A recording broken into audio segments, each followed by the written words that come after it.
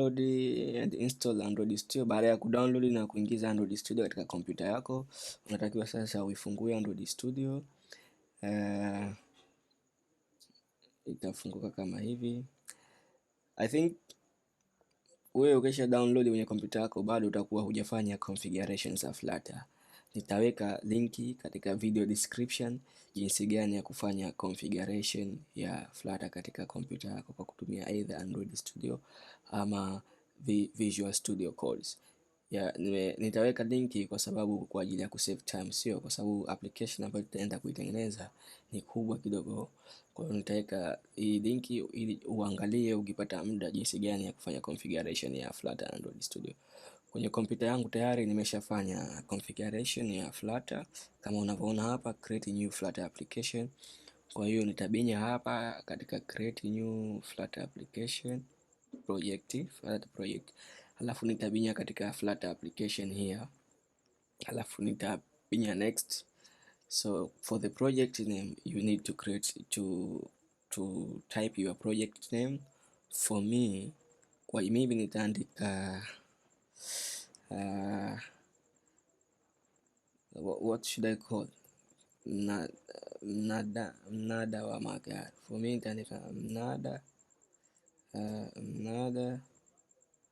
underscore magari.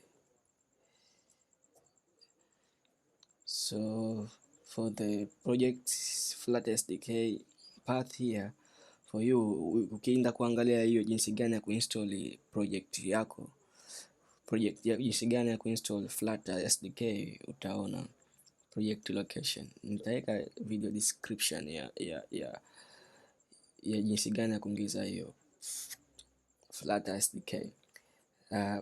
Project location hapa utachagua wapi unataka kuhifadhi application yako. Kwa mimi nimechagua Android Studio project.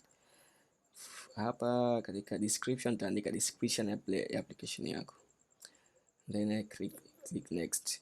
So here unaandika company name you can type any name.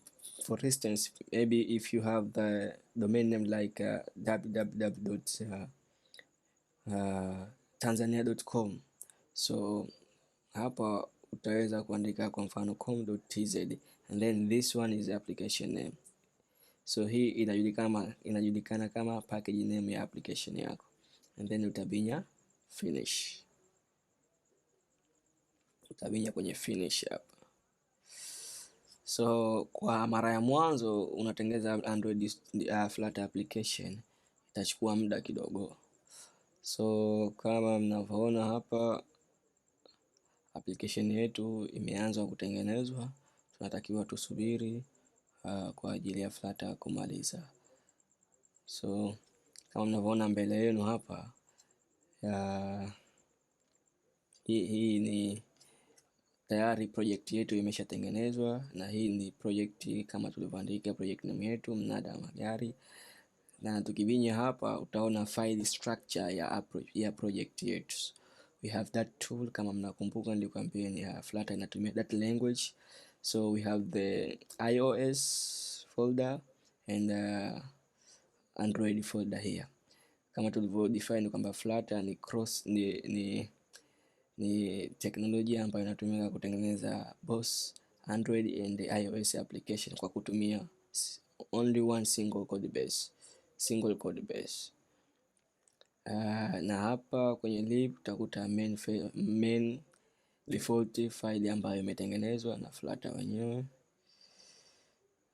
kama mnavyoona hapa. So application yetu itakuwa ina platform tatu kwa mbili.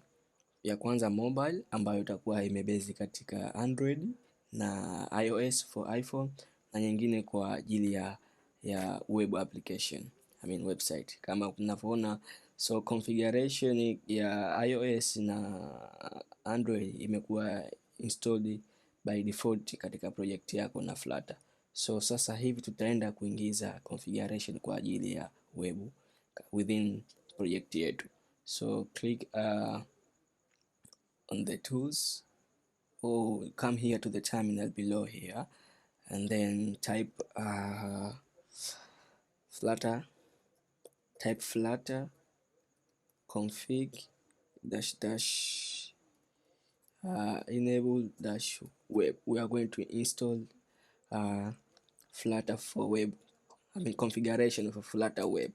So it will take some time. You need to restart and open Android Studio. So tayari tumeshaingiza, lakini Android Studio inataka tu restart Android Studio yetu.